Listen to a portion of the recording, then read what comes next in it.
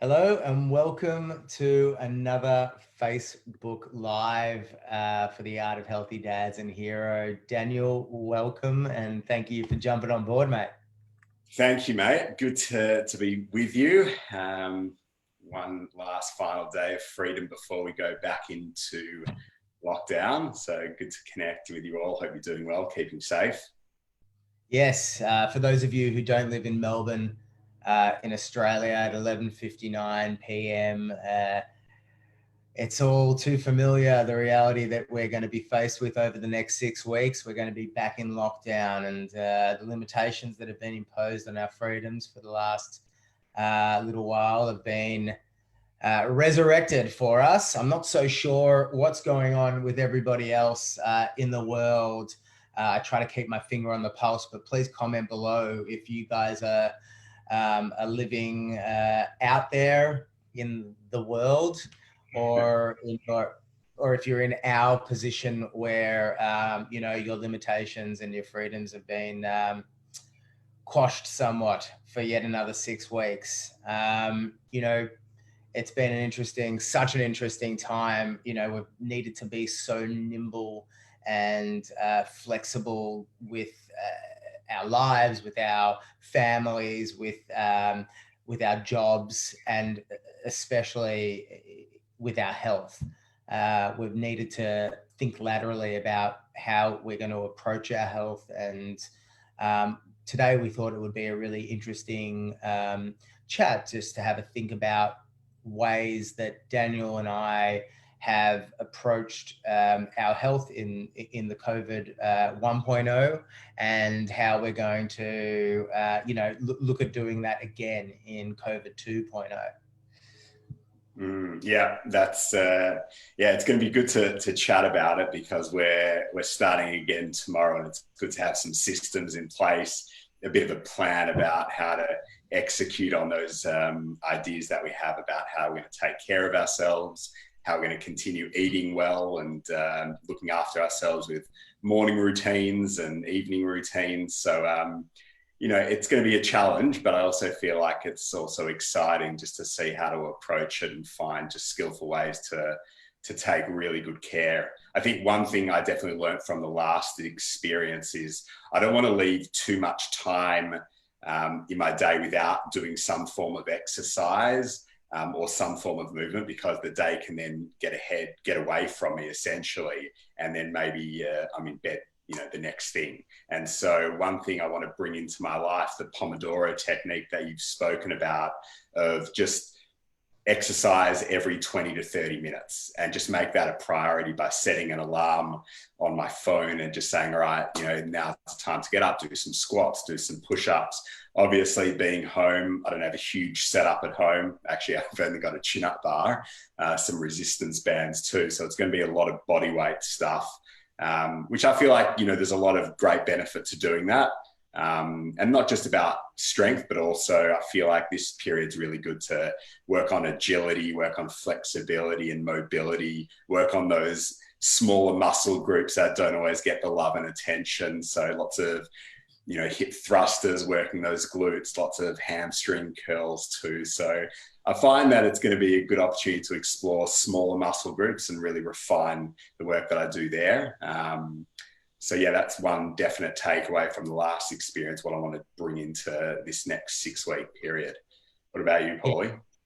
Yeah, I think that's great. And being able to focus on things that you may not have focused on, when a gym was readily available to you, where you had the opportunity to lift heavy loads, that may not necessarily, be available to you. So you may choose to focus on mobility and flexibility, like Daniel said. Being able to do some passive hanging, which I think was probably like 3 or 4 months ago, our challenge for the month, which was awesome for me personally. And you've got to look around and look at your resources in your environment and say, what am I most suited to be able to excel in given my environment? And if you have a pull-up bar, or in my case a hills hoist, you can really use the tools that you have available to work on a chosen part of your physiology. I know what's his name, Daniel.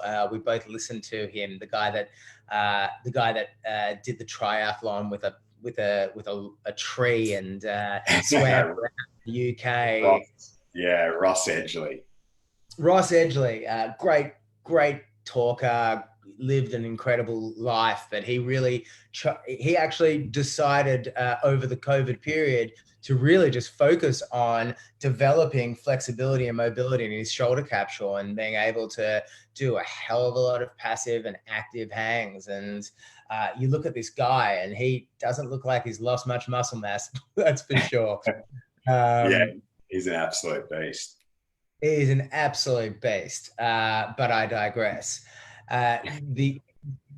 What I wanted to touch on again, not just the flexibility and mobility process, but also knowing that if you want to develop your strength without the use of barbells and dumbbells and kettlebells, you can still do that. Tapping into the mechanism of time under tension is a very, very powerful way to go about developing your strength. So, there are a number of ways to put stimulus into your body. You can either, carry 100 kilos on your back to do a squat, or you can go down for a squat over 10 seconds and then come back up for 10 seconds. All of a sudden, that time under tension has developed and also given you the ability to put resistance into your body for a longer period of time. Other ways you can do it is, doing one-legged squats. You can do split squats. There are so many different ways. You're really only limited by your imagination. So it's a great way to develop this strength in lateral ways of thinking. I touched on, being able to control your environment. And Daniel and I were talking just before pressing record here. And, it occurred to me as we were speaking that during lockdown, you are in a position where you only have one environment. So you can rig this environment to suit your needs in a very, very powerful way. Whereas in everyday life, you're bouncing around from one place to another. The variables are great and vast. And I try to look at this as a glass half full scenario to be able to say, okay, we're confined to these four walls of our house. How can we rig our environment to be able to suit our needs in a health way? Love to get some insight into what you've done in the past, Daniel, and we can take it from there. Well, I mean, firstly, I'd just love to know if anyone's joining us now or watches the recording. It'd be just great to hear, what's worked for you. I think, worldwide, we've all been faced with challenges of being in one place for a long period, and really what you've done to, take the best care of yourself, exercise-wise and mobility-wise, but also, how you've eaten, how you've designed your days to get the most out of it. I just feel like learning from people now is, just a really great way to keep things fresh. I think that's really important to me, is just, finding different pockets in the house and doing different things there. And, rigging the environment means moving around, standing up, working for a little while, then going back to sitting, working and sitting on a ball, doing some hanging work, just moving things around. So we're not static, we're not still, and we're just keeping things moving. And I just think that's really, really important to me. And my wife and I are really kind of supporting each other to keep things moving, do different things and doing things together. I think rigging your environment means also the people that you're actually living with and spending time with, how to bring them into the training. And so my daughter, who you may have seen, she's close to 2 years old, and she's maybe 12, 13 kilos. So she's a perfect weight to work with. And she enjoys watching what we're up to and then starts participating in it as well. And then there's just like kind of that benefit of that role modeling and just demonstrating healthy habits. And it's okay. It can really start young. I find that really helpful. I just think it's a really, good opportunity to test ourselves out. How creative can we be when it comes to taking care of ourselves? Yeah, spot on. Yeah, it's going to be a tremendous challenge in many ways moving forward over this next chapter. But like I said, I'd love to urge you, Daniel, and urge me and urge everybody here to just look at this as an opportunity, and look at it as an opportunity to be able to control what's going on around you. Yes, perhaps childcare may be limited right now, and you guys might need to be a little bit more hands-on with your kids. You know, use them as a way. Take Daniel as inspiration. I mean, don't just use them as a way. You can also use them. But there are lots of opportunities available there to be able to be playful with your kids, to be able to play games with them. I mean, I have recently, you know, my daughter's 2.5 years old now, and she's at a stage now where we can just be complete buffoons, and I love it because it just gives me free reign to be the most immature little kid imaginable. And I just turn on some music, some Wiggles, some Elmo from Sesame Street, whatever it might be, and just go berserk with her, running around, being an orangutan. And after 10 minutes of that stuff, I am pooped. And I've also, like, my heart rate's been like up here for like a solid period of time. And to me, it's like I could have gone for a run, or I could have just danced with my child and had a bonding experience, but also just gotten a mean sweat out.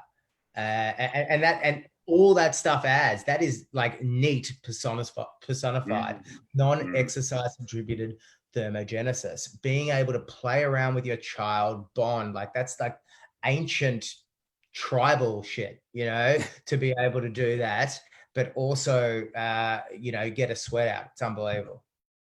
Yeah, I love that. And I think, yeah, bringing music into exercise, I think we all know just the power of that, just to boost the energy. And when the kids are around and just to play around, get the heart rate up, it just might feel like not much is happening, but actually like there's a lot that's going on there, and a lot of great benefit to draw from an experience like that.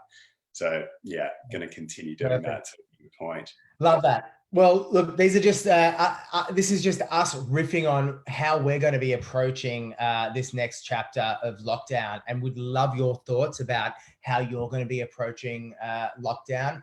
And guys, if you need any accountability and inspiration to take that next step, because I know a lot of us are going to be sitting here going, you know, we're in trouble here. You know, what are we gonna do next? Or, you know, I've kind of given up on my health.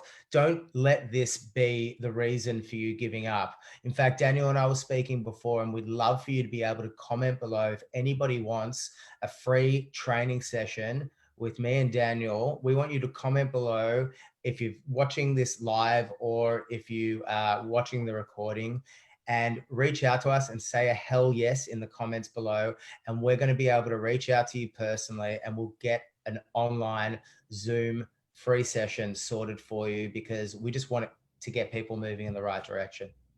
Yeah, love that. And it'd be great to just meet, you know, lots of you. I mean, this is a tribe that we're building and we're growing. So love to spend that one-on-one time together. We'll go through whatever it is that you're looking for, and hopefully get heart rate up, get moving. And, you know, you can let us know where you're at and what kind of challenges and maybe limitations you're facing or have faced, and how we can help and find solutions together.